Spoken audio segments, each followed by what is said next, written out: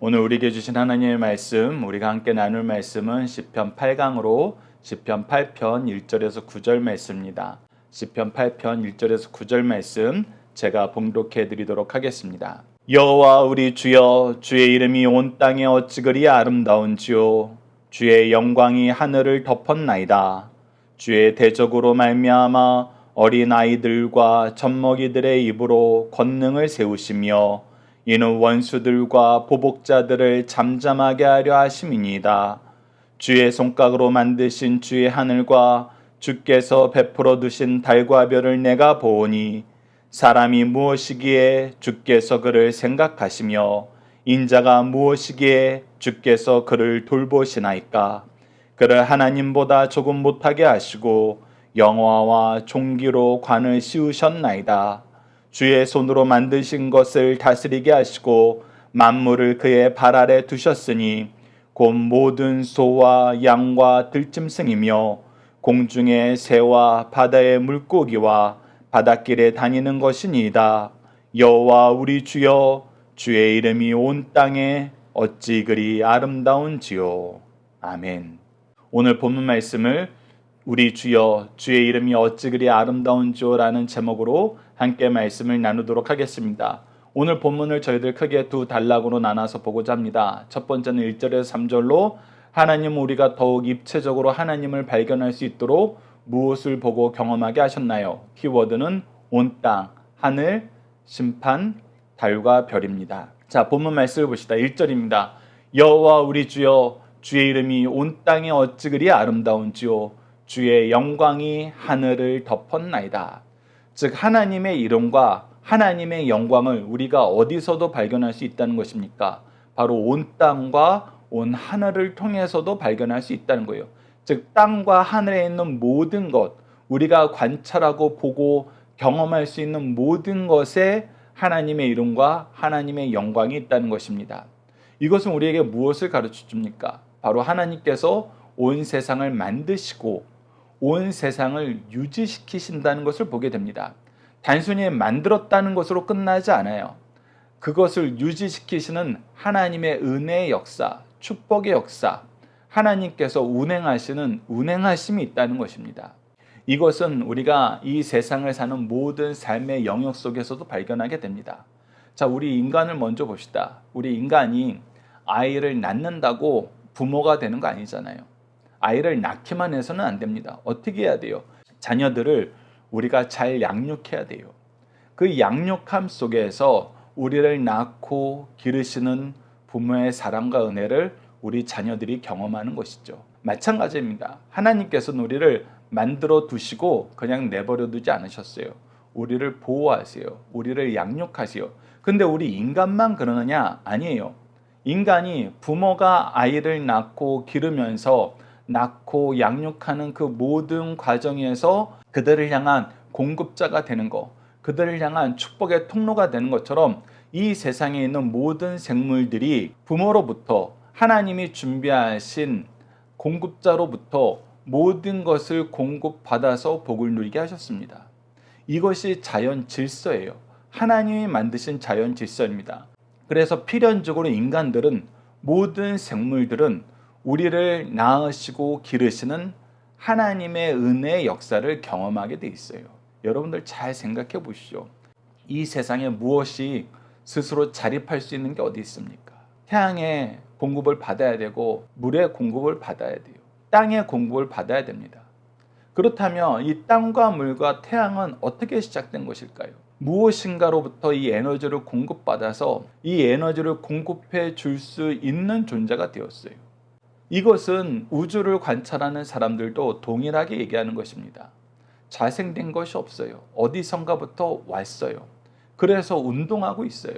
계속해서 확장 또는 수축하고 있어요. 공급하시는 것이 있다는 겁니다. 채우시는 분이 있고 거두시는 분이 있다는 거예요. 그래서 1절 말씀이 나오는 겁니다. 그리고 나서 하나님께서 또 창조의 질서를 우리에게 경험하시는 것이 있는데 그것이 바로 2절입니다. 주의 대적으로 말미암아 어린 아이들과 젖먹이들의 입으로 권능을 세우시며 이는 원수들과 보복자들을 잠잠하게 하려 하십니다. 주를 대적하는 것들이 있어요. 그들이 힘이 세요. 근데 그들의 힘이 셈을 누가 꺾게 되느냐? 어린아이들과 젖먹이들의 입으로 그들을 통제하고 그들을 다스리는 권능을 세우게 돼요. 권능의 역사가 일어나게 됩니다. 즉 약자가 강자를 지배하는, 물리치는 역사를 하나님께서 보여줘요. 이것은 우리가 진화론을 믿는 자연에서는 발견하기 힘든 거예요. 물론 그 진화가 단순히 파워에서 모든 것이 결정되는 건 아니에요. 우리가 알다시피 세상 모든 큰 생물들이 절대 이기지 못하는 큰 권능이 있는데 그것을 우리가 뭐라 그래요? 자연이라 그럽니다. 우리가 이 세상의 역사를 볼 때도 빙하기가 있었다, 어떤 기가 있었다라고 얘기할 때도 이 생물들이 무엇에 적응하고 무엇을 극복해내야 됐어요. 자연이 주는 환경을 적응하고 그 환경을 극복해야 됐어요. 그래서 자연보다 더 큰 거는 없다라고 얘기해요. 그런데 그 안에서 하나님께서 우리에게 보여주신 것은 우리가 세상적으로 봤을 때 권능이 있다, 힘이 있다 하는 것보다 어린아이들, 젖먹이들 밖에 되지 않았는데 그 권능을 이기는 역전 현상을 항상 보여주시더란 거예요. 근데 그것이 단순히 환경에 의해서 적응할 수 있는 단계, 어떤 생물이니까 이렇게 잘 적응하지, 이 단계를 뛰어넘는 동일한 여건 안에서도 권능자가 젖먹이와 어린아이들에게 무릎 꿇게 되는 이 역전 현상을 하나님께서 항상 보여주시더란 겁니다. 그것을 통해서 하나님을 따르는 자들과 따르지 않는 자들의 결과를 항상 하나님이 역전시켜서 보여주시는 걸 보게 돼요. 우리가 어제 말씀을 통해서도 다윗이 세상 모든 사람들이 보기에는 사형 선고를 받은 연약한 상태였어요. 근데 하나님께서 어떻게 하세요? 그를 이기게 하세요. 그로 하여금 도리어 용서하게 만드세요. 그래서 세상 사람들이 사울왕이 뭐하게 만들어요? 회개하게 만들어요. 이것이 하나님의 통치 속에서 보여주시는 역전 현상이에요. 즉 1절과 2절을 통해서 우리가 하나님을 경험하게 되는데 1절에서는 모든 만물을 낳으시고 기르시고 유지시키시는 하나님의 은혜의 역사, 두 번째는 하나님을 신뢰하는 자들을 통해서 연약하지만 부족하지만 승리하게 하시는 역전 현상, 이것이 우리가 이 세상을 살면서 하나님을 경험하게 되는 모습이라는 것입니다. 그래서 우리가 다시 한번 3절의 찬양이 나오는 것입니다. 주의 손가락으로 만드신 주의 하늘과 주께서 베풀어 두신 달과 별을 내가 보으니, 이 모든 것은 하나님이 지으셨구나, 하나님이 다스리시는구나, 하나님이 운행하고 계시는구나, 이것을 인정하지 않을 수 없다는 것입니다. 자, 이 내용을 우리가 함께 묵상할 말씀을 통해서 또 다시 한번 보도록 하겠습니다. 창세기 1장 9절에서 10절 말씀을 보십시오. 하나님이 이르시되 천하의 물이 한 곳에 모이고 물이 드러나라 하시니 그대로 되니라. 하나님이 묻을 땅이라 부르시고 모인 물을 바다라 부르시니 하나님이 보시기에 좋았더라. 이 세상에 땅과 물, 온 세상을 공급하는 이 풍요로움이 있는 곳들은 하나님에 의해서 조성되었다는 거예요. 하나님이 가꾸시고 유지하시고 이 모든 것은 하나님이 만드신 목적에 맞게 창조되었기 때문에 하나님이 보시기에 좋았더라라고 선언하셨다는 것입니다. 그래서 로마서 1장 20절에는 하나님의 통치에 대해서, 하나님의 공급하심에 대해서 이렇게 얘기합니다. 창세로부터 그의 보이지 아니하는 것들, 곧 그의 영원하신 능력과 신성, 보이지 않지만 분명히 존재하는 것이 하나님의 능력과 신성인데 그것을 어떻게 하셨다? 그가 만드신 만물에 분명히 보여 알려졌나니. 그가 만드신 만물에 분명히 보여 알려졌다는 게 뭐예요? 우리가 앞서 1절과 2절에서 나눴던 것처럼 하나님이 만드시고 양육하고 계신다는 거예요. 유지하고 계신다는 것입니다. 그리고 하나님이 유지시키실 때 하나님의 뜻을 따르는 자들이 아무리 어린아이와 같고 젖먹이처럼 약하더라도 권능자들을 이기게 하신다는 거예요. 그래서 하나님을 믿는 것이, 하나님을 의지하는 것이 복의 근원됨을 만물을 통해서 분명히 경험하게 하셨다는 거예요. 그러므로 그들이 핑계하지 못할지니라. 그래서 누구도 하나님이 계시지 않다, 나 하나님 몰랐다, 내가 알았으면 그랬지, 그렇게 얘기 못하게 온 세상을 만드시고 운영하고 계시고 그 안에서 하나님의 통치 질서를 보여주고 계신다. 자, 그렇다면 이제 우리가 봐야 될 것은 그 자연계 안에서 우리의 모습이에요. 성도의 모습이에요. 젖먹이와 어린아이와 같은 우리가 어떤 존재로서 하나님 앞에 쓰임을 받았나? 그것을 두 번째 단락 4절에서 9절 말씀을 통해서 자연계 속에서 인간을 사랑하시는 하나님의 사랑은 어떻게 나타났나요? 키워드는 영화와 존귀, 다스림, 아름다움입니다. 자, 4절 말씀 보시죠. 사람이 무엇이기에 주께서 그를 생각하시며 인자가 무엇이기에 주께서 그를 돌보시나이까. 우리가 그냥 존재론적으로 우리 스스로를 보면 우리는 너무나 작아요. 많은 우주학자들이 여러 탐사선을 보내서 우주를 탐구할 때 한참 멀리 떨어져서 지구를 바라봤더니 지구는 아주 작은 점으로 보일 듯 말 듯.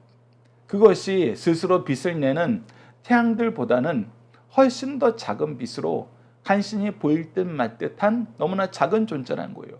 이 거대한 우주 안에서 지구는 먼지뿐이라는 거예요. 더 나아가서 지구 안에서 인간도 먼지 같은 존재라는 거예요. 그러니 인간이 얼마나 작냐는 것입니다. 일반론적인 존재론 속에서는 정말 하찮은 존재들이에요.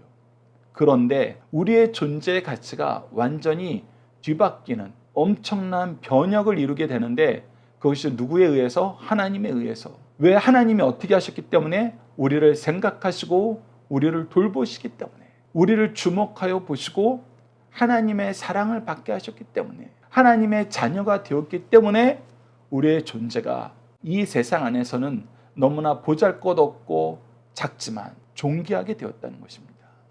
그것이 5절 말씀에서 우리에게 표현하고 있습니다. 그러나 하나님보다 조금 못하게 하시고 영화와 존귀로 간을 씌우셨나이다.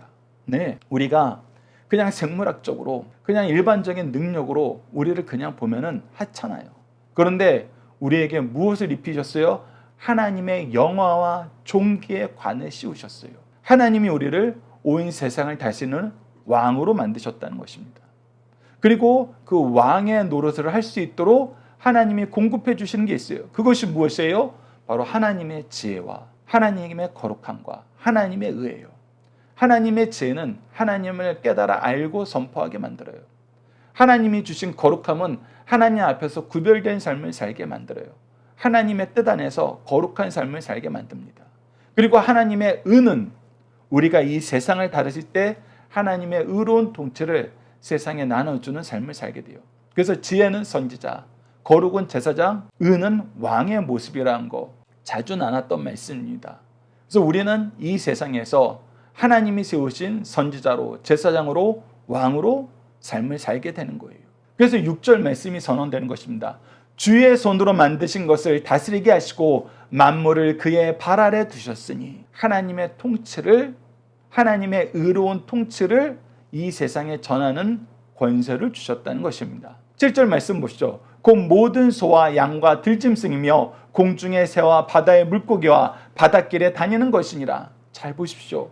이 땅에 있는 모든 짐승과 공중에 있는 모든 짐승과 바닷속에 있는 모든 짐승이 다 우리의 통치의 대상이 되었다는 거예요. 자, 그리고 우리가 해야 되는 것은 무엇이냐? 이 통치를 통해서 이루어야 되는 삶은 무엇이냐?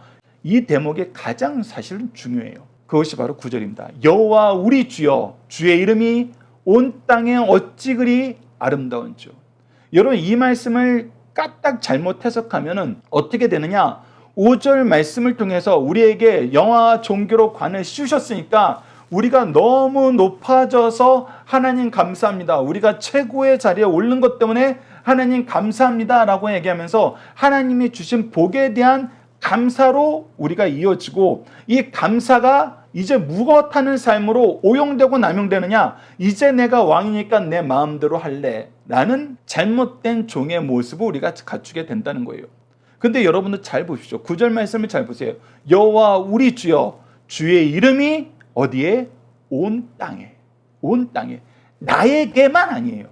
내가 만약에 앞서 하나님이 영광과 존귀의 간을 나에게 씌우셨으니까 내가 이제 왕이야, 내가 이제 선지자야, 내가 이제 제사장이야, 너희들 다 내 말 들어, 내 마음대로 할 거야 하면은 여러분들 그거는 나만 영광 받은 거예요. 나만 하나님 앞에 존귀함을 받은 거예요. 그런데 9절 말씀에는 주의 이름이 온 땅이라고 했어. 온 땅. 즉 모든 족속이, 하늘과 땅과 바다에 있는 모든 생물이, 모든 피조물이 하나님께 함께 영광을 돌리는 것을 누구를 통해서 이루시길 기뻐하신다? 우리를 통해서 이루시길 기뻐하신다. 그렇다면 우리가 속된 말로 만물의 영장으로 지으심을 받은 것은 무엇이다? 우리가 하나님의 축복의 통로가 되어서 하나님의 의로운 통치를, 하나님이 이루신 거룩한 삶을, 하나님이 주신 이 참된 지혜를 모든 생물들에게 베푸는 삶을 살아야 된다는 거예요. 우리를 통해서 모든 민족이, 모든 피조물이 하나님을 찬양하는데 동참하는 삶을 살게 해야 된다는 것입니다. 그것이 하나님이 우리에게 영광과 존귀의 간을 씌우신 이유라는 거예요. 그래서 이 영광과 존귀의 간을 씌우신 우리가 어찌 이 일을 감당합니까? 우리는 그걸 감당할 수 있을 존재가 아닙니다. 우리는 먼지보다 더 못한 존재입니다 라고 얘기하는데 그 일을 하게 만드시는 거예요. 그 일을 하게 만드시는 거예요. 누가? 하나님이. 우리를 통해서 하나님의 영광이 나타나는, 하나님의 복과 거룩이 나타나는 이 삶을 너무나 좋아하신다는 거예요, 하나님. 그래서 우리로 하여금 능히 이 일을 이루게 하신다는 것입니다. 그래서 우리가 시편 2편 말씀에서 하나님이 주신 권세자들이 하나님이 하는 일을 막으려고 그러잖아요. 예수 그리스도를 인정하지 않으려고 그래요. 하나님의 구원의 역사를 싫어해요. 그랬을 때 하나님이 어떻게 하신다? 호두숨 치면서 하나님이 세우신 왕의 통치는 완전하니 회개를 촉구하시잖아요. 그래서 우리가 계속해서 봐왔던 내용이 뭡니까? 하나님이 주신 권세를 하나님이 주신 것으로 깨닫지 못하고 우리가 임의로 사용할 때, 그것을 자기의 권능과 권위로 내세울 때, 그리고 그 은혜를 나의 소유로 생각할 때 그런 권력자들은 타락한다 그랬어요. 근데 그것이 단순히 인간 세상에 국한된 것이 아니란 것입니다. 이 자연을 보더라도 우리가 만물의 영장이니까 우리 마음대로 개발할래, 우리 마음대로 사용할래, 우리 마음대로 낭비할래. 여러분, 이것은 하나님이 우리에게 주신 권능을, 영광과 존귀의 관을 우리가 우리 뜻대로 남용하고 악용하는 거예요. 오용하고 남용하는 겁니다. 이것은 하나님의 징계와 심판이 반드시 있어요. 그래서 우리는 이 세상을 살 때 하나님께서 우리에게 영광과 존귀로 관을 세우신 존재들이고, 우리가 먼지보다 못하지만 하나님께서 우리를 주목하여 보시고 우리를 생각하셔서 우리가 영광과 존귀로운 존재가 되었다는 것을 믿는다면 우리는 이 세상의 복의 통로가 되어야 돼요. 그들이 하나님의 영광을 누리도록 우리가 일해야 돼요. 그것이 하나님이 우리에게 하나님의 직분을 주시고 권능을 주신 이유예요. 그래서 우리는 인간과 관계에서만 이것을 봐서는 안 됩니다. 온 세상과 온 우주를 창조하신 만물 안에서도 하나님이 세우신 존귀한 존재로서 하나님이 주신 사명을 감당해야 돼요. 이것을 우리가 기억해야 된다는 것입니다. 자, 이 내용을 우리가 창세기 1장 26절에서 28절, 인간을 만드시고 우리 인간을 하나님이 존귀와 영광의 관으로 씌우신 다음의 역사를 우리가 이 말씀을 통해서 확인할 수 있습니다.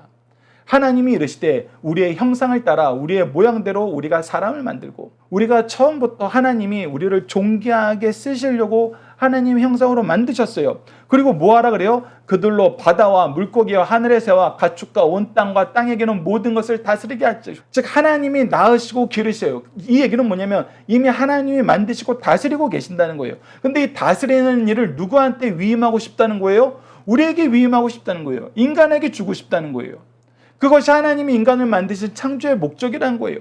그래서 이 인간들이 하나님의 뜻을 가장 잘 실천하는 존재로서 이 세상을 살길 바라고, 이 세상은 인간을 통해서 하나님께 영광 돌리는 일에 함께 동참하게 하시길 기뻐하신다는 뜻이에요. 그리고 하나님은 이것을 이루셨어요. 계속해서 봅시다. 하나님이 자기 형상, 곧 하나님의 형상대로 사람을 창조하실 때 남자와 여자를 창조하시고 하나님이 그들에게 복을 주시며 하나님이 그들에게 이르시되 생육하고 번성하며 땅에 충만하라, 땅을 정복하라, 바다의 물고기와 하늘의 새와 땅에 움직이는 모든 생물을 다스리니라 하시니라. 우리에게 복을 먼저 주시고, 복을 먼저 주세요. 능력을 먼저 주세요. 우리보다 먼저 일하신 하나님의 일하심이 있어요. 그리고 명령하세요. 하나님께서 동행해 주시겠다는 거예요. 못하는데 번성하고 충만하고 정복하고 다스리는 일에, 이 모든 과정을 통해서 무엇을 하라? 하나님의 의로운 통치를 나타내라. 하나님의 거룩함을 나타내라. 하나님의 지혜를 나타내라. 이것이 인간이 창조되었을 때 하나님이 우리를 사랑하시고 우리에게 맡기신 삶의 모습이다. 그래서 많은 신학자들은 이 말씀을 자연명령이라 그래요. 그래서 우리가 그리스도인들일수록 이 세상이 균형을 유지하는, 그냥 난개발을 통해서 우리만 잘 살면 되지, 우리만 편하면 되지, 그렇게 사는 것이 아니라 이 자연이 하나님의 복을 누리도록 우리가 하나님이 주신 지혜를 사용하여서 자연이 잘 융화되고 서로가 서로에게 축복의 통로가 되도록 만들고 하나님의 거룩하심을 함께 찬양하고 그 찬양의 역사에 인간들뿐만 아니라 모든 생물들이 동참할 수 있도록 보면 정말 하나님이 만드신 세계 참으로 아름답구나, 참으로 귀하구나, 나로 이것을 관리하게 만드셨구나, 그것을 찬양하는 인생들이 되도록 하나님께서 우리를 세우셨다는 것입니다. 이 직분을 우리가 잘 감당해야 된다는 것입니다. 자, 중심사상 하나씩 보도록 하겠습니다. 첫 번째, 우주 만물 가운데 나타난 주의 영광을 찬양하자는 것입니다. 하나님께서는 창조하신 피조물 속에 자신의 영광을 담아두셨어요. 동시에 예수님이 하나님의 보내신 메시아이심을 보여주셨습니다. 그러나 범죄한 다수의 인간들은 주님이 메시아이심을 볼 수 없었고 깨달을 수 없었어요. 특히 우리가 복음서를 보면은 예수님께서 이 자연을 다스리신 것, 풍랑을 잠잠하게 하시는 것, 이 모습을 통해서 하나님께서 예수님을 통해서 하나님의 영광을 보여주고 하나님의 통치의 놀라움을 우리에게 가르쳐준다는 거 계속해서 보여주지만 사람들은 그거 받아들이지 않았어요. 이때 어린아이들이 이를 알고 그들의 입을 통해서 주님의 메시아심을 선포 노래하게 하심으로 대적들의 입을 잠잠하게 하셨어요. 그래서 예수님이 예루살렘에 입성할 때 어린아이들까지 이 예수님을 찬양하는 일에 동참했어요. 신앙은 순전한 어린아이와 같은 자들의 것임을 보여줍니다. 그래서 우리가 하나님의 일꾼으로 쓰임받을 때에는 하나님의 은혜를 감사하는 마음, 그 하나님의 은혜를 인정하면서 하나님의 명령에 순종할 때, 즉 감사와 순종이 하나님의 뜻을 가장 잘 실천하고 하나님의 받은 은혜를 가장 잘 사용하는 모습이란 겁니다. 감사와 순종, 이 역사가 우리 삶에 충만하길 기도합니다. 두 번째, 우주 역사의 중심은 인간이요 그 중에서도 택한 백성입니다. 하나님께서 손으로 만드신 저 우주를 보라. 그 권능성과 무한성을 찬양할 수밖에 없습니다. 우주에서 인간이란 존재는 수만 명이 모이는 실내 체육관에 있는 미세한 먼지와도 같은 존재예요. 이런 인간을 하나님보다 조금 못하게 만드시고 한 생명을 온 우주와도 바꿀 수 없는 존귀한 존재로 세우셨어요. 이것은 누구를 통해서 증명된 거예요? 예수 그리스도를 통해서 증명된 거예요. 창조주께서 먼지보다도 못한 이 인간의 존재를 위해서 그 생명을 버리셨어요. 대신 죽으셨어요. 우리의 죄를 모두 가져가시고 그의 의로 우리를 옷 입히셨어요. 다시 한번 영광과 존귀의 간을 우리에게 씌워주시는 거예요. 회복시켜 주시는 거예요. 그러니 말씀으로 창조하신 그분이 그분의 모든 존재로 우리를 위해서 낮아지는 데 사용하셨으니까 우리 한 사람 한 사람의 생명이 온 우주보다 귀하다는 거예요. 이런 은혜와 사랑을 받은 인간들이 어찌 하나님 찬양하기를 게을리할 수 있겠는가? 언제 어디서든지 그 누구일지라도 하나님을 찬양하는 것은 당연한 일입니다.